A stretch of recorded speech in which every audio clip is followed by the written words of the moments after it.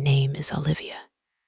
If you are listening to this story on a YouTube channel right now, I want you to imagine a simple girl from a small, poor family. A girl who never dreamed of big things. A girl who only wanted a little happiness in life. That girl is me. I was born in a small house with cracked walls and a leaking roof. When it rained, water would fall from the ceiling into old buckets my mother placed around the room.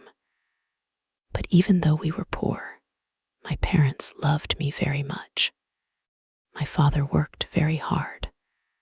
Sometimes he worked 2 jobs just so we could eat 3 meals a day.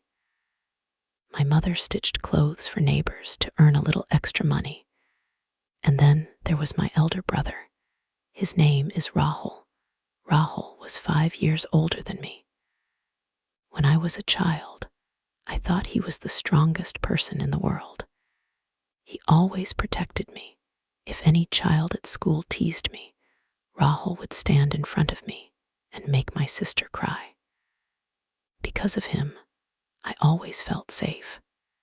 But as we grew older, things slowly changed.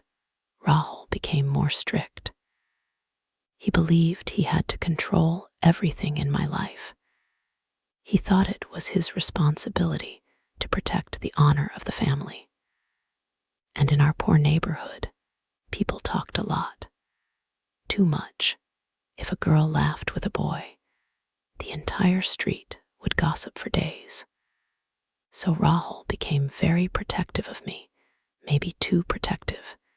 Even though we were poor, my parents always encouraged me to study. My mother often said, "Olivia, education is the only treasure we can give you." I studied hard. Many nights I studied under a small, dim light while the rest of the house slept. Sometimes there was no electricity, so I used a candle, but I never complained because I had a dream. I wanted to graduate. And finally, after years of hard work, I completed my graduation. The day I got my degree was one of the happiest days of my life. My parents cried with pride. Rahul smiled too, but he said something that stayed in my mind. "Now you will stay at home. We will find a good husband for you." At that moment, I didn't know that love would enter my life before any arranged marriage. And that love would almost cost me my life. One afternoon, Rahul came home with someone. I was in the kitchen helping my mother when I heard Rahul's voice. "Olivia, come here." When I came into the room, I saw a young man standing beside my brother. He was tall, well-dressed, and had kind eyes. Rahul said proudly, "This is my friend. He came from America." America. The word itself sounded like another world. Rahul continued, "His name is Daniel." Smiled and said gently, "Hello, Olivia." His voice was soft and warm. I felt shy and quickly looked down. But for some reason, I felt something strange in my heart. Something I had never felt before. Daniel stayed in our house for a few weeks. Our house was small and simple, but he never complained. He ate the same food we ate. He talked respectfully with my parents. He even helped my father sometimes. Slowly, everyone in the house liked him. But something was happening inside my heart. Every time Daniel spoke to me, my heart beat faster. Every time he smiled, I felt nervous. At first, I tried to ignore these feelings, but love has a quiet way of growing. And soon, I realized something. I liked him very much. Daniel also started talking to me more. Sometimes he asked me about my studies. Sometimes we talked about books. Sometimes he told me stories about America. One evening, while everyone else was busy, we were standing near the small garden outside our house. The sunset painted the sky orange and pink. Daniel looked at me for a moment and said softly, "Olivia, can I tell you something?" My heart started beating loudly. I whispered. He took a deep breath. "I like you." For a moment, the world felt silent. I didn't know what to say. Then he said something that made my heart stop. "I think I am falling in love with you." Hands trembled. I looked down and said the truth that had been living in my heart for weeks. "I love you too." That moment, everything felt beautiful. We promised each other something that day. We promised that one day we would get married, but we didn't know that someone else would soon discover our secret. And that discovery would destroy everything. One night, Rahul called me into his room. His face was serious, too serious. "Olivia," he said slowly, "do you love Daniel?" My heart froze. I tried to stay quiet, but Rahul shouted, "Answer me." Tears filled my eyes. "Yes," I said softly. Rahul's face turned red with anger. "Dare you?" he yelled. "He is my friend." "And you are my sister." I tried to explain. "Rahul, we truly love each other." But Rahul did not listen.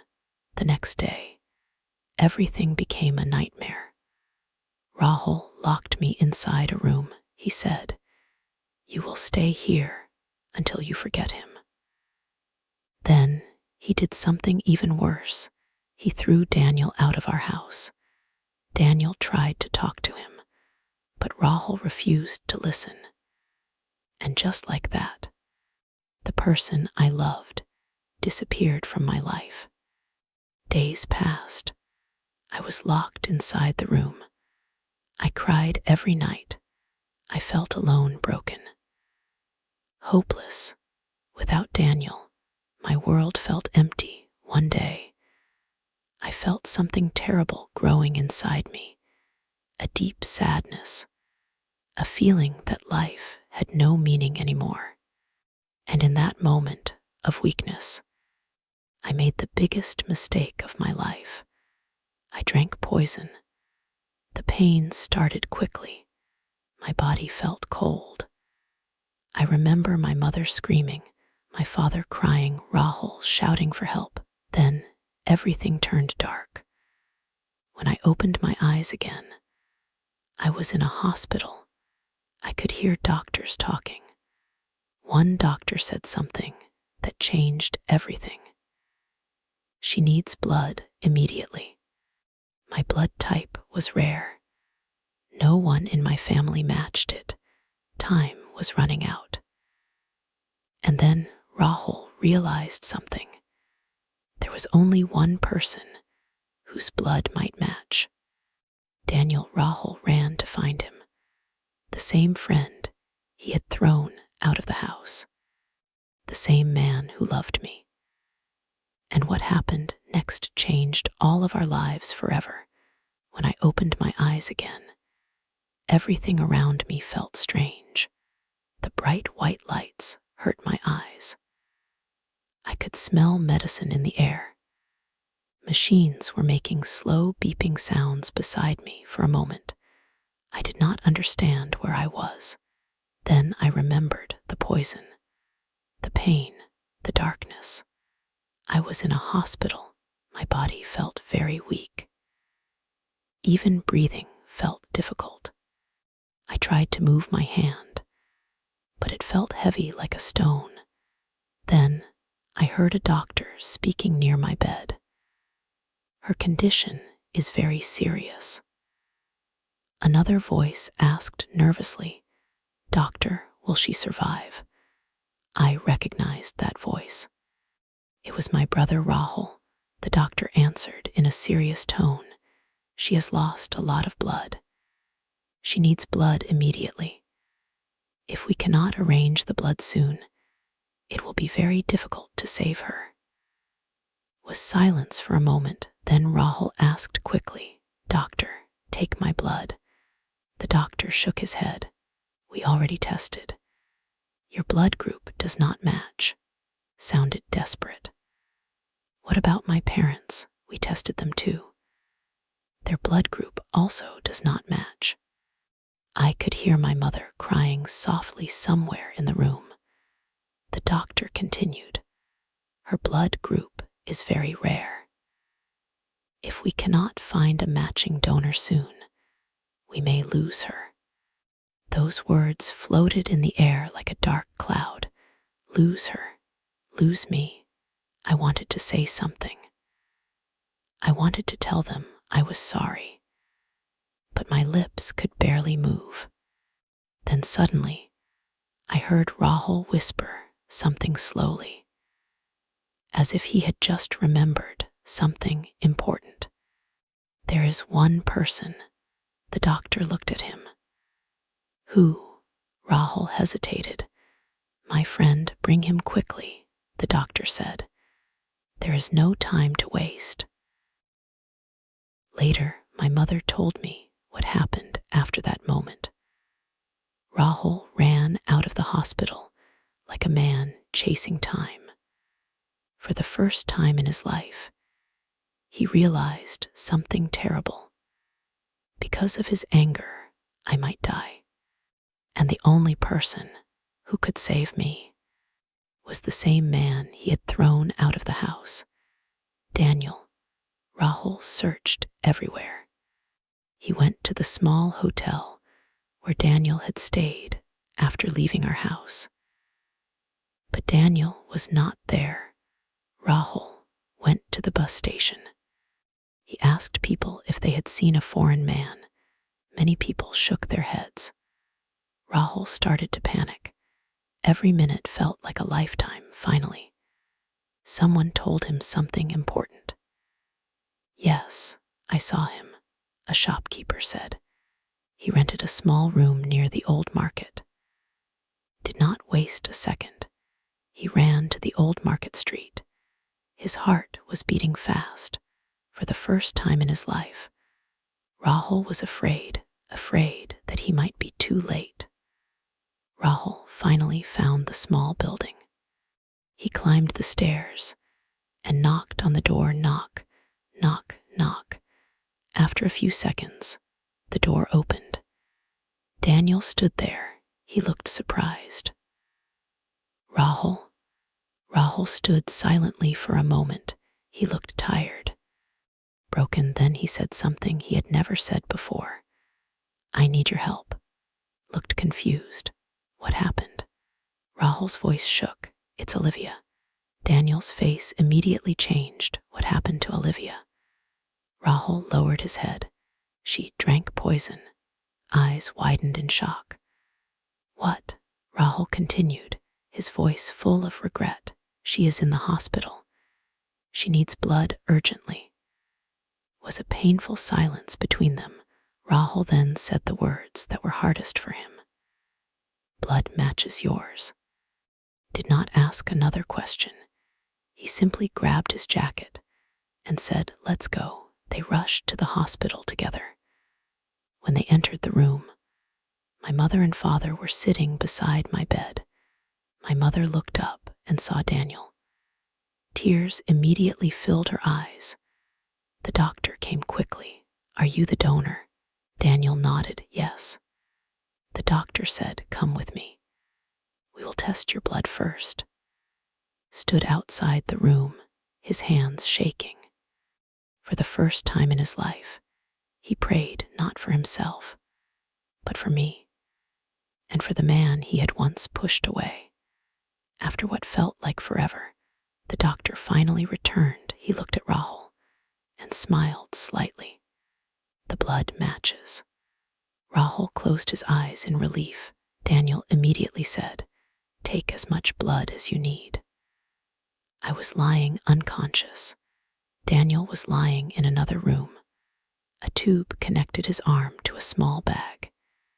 His blood slowly filled the bag, the same blood that soon entered my body, the same blood that slowly brought life back to me. My mother held Daniel's hand and cried, "Thank you for saving my daughter." Smiled weakly, "She is important to me too." Stood in the corner of the room, he could not look Daniel in the eyes. Guilt filled his heart. He realized something painful. The man he had insulted was now saving his sister's life. After the blood transfusion, my condition slowly became stable. Hours later, I slowly opened my eyes. The first thing I saw was my mother's face. She was crying and smiling at the same time. "Olivia, my child." My father held my hand. "You are safe now."